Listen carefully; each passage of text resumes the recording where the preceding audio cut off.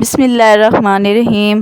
السلام علیکم۔ آج میں آپ کو عشق رسول صلی اللہ علیہ وسلم کا عجیب واقعہ سنانے لگی ہوں۔ پلیز آپ اس کو پورا سنیے گا اور اس کو لائک بھی کیجیے گا۔ یہ ہے شیخ الاسلام حضرت علامہ ظفر احمد عثمانی رحمۃ اللہ علیہ فرماتے ہیں کہ میں ایک زمانہ میں حج کے بعد مدینہ منورہ گیا۔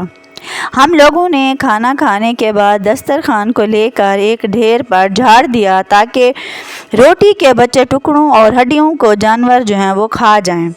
تھوڑی دیر بعد جب میں اپنے کمرے سے باہر نکلا تو یہ دیکھ کر حیران رہ گیا کہ ایک خوبصورت پیارا سا بچہ ان ٹکڑوں کو چن چن کر کھا رہا ہے۔ مجھے یہ دیکھ کر بہت سخت افسوس ہوا۔ میں بچے کو ساتھ لے کر قیام گاہ کی طرف آیا اور اسے پیٹ بھر کر کھانا کھلایا، کیونکہ میں ایک ایسی ہستی کے شہر میں تھا جو غریبوں کا والی اور غلاموں کا مولا تھا۔ میرے اس برتاؤ کو دیکھ کر بچہ بہت بے حد متاثر ہوا۔ میں نے چلتے وقت اس سے کہا، بیٹا تمہارے والد کیا کام کرتے ہیں؟ اس نے کہا کہ میں تقسیم میں ہوں، یعنی کہ میں اپنی ماں کے پاس علیحدہ ہوں۔ میں نے کہا، بیٹا میرے ساتھ ہندوستان چلو گے، وہاں میں تم کو اچھے اچھے کھانے کھلاؤں گا، عمدہ کپڑے پہناؤں گا، اپنے مدرسے میں تعلیم بھی دوں گا۔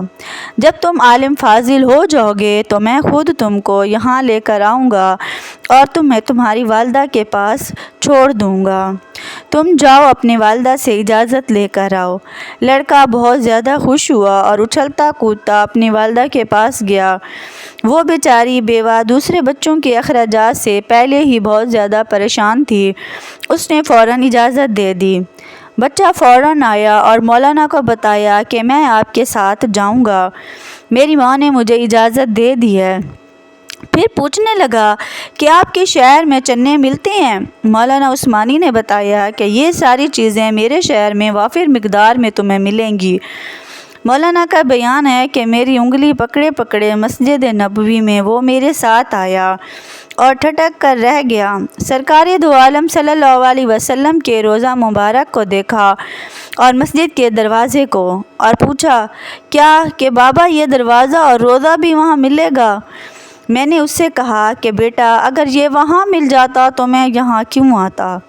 لڑکے کا چہرے کا رنگ بدل گیا۔ میری انگلی اس نے چھوڑ دی اور کہا، بابا تم جاؤ، اگر یہ نہیں ملے گا تو میں ہرگز اس دروازے کو چھوڑ کر نہیں جاؤں گا، بھوکا رہوں گا، پیاسا رہوں گا، اس دروازے کو میں چھوڑ کر نہیں جاؤں گا۔ میں اس کو دیکھ کر اپنی بھوک اور پیاس بجھاتا رہوں گا جس طرح آج تک بجھاتا رہا ہوں۔ یہ دیکھ کر بچہ رونے لگا اور اس کے عشق کو دیکھ کر میں بھی رونے لگ گیا۔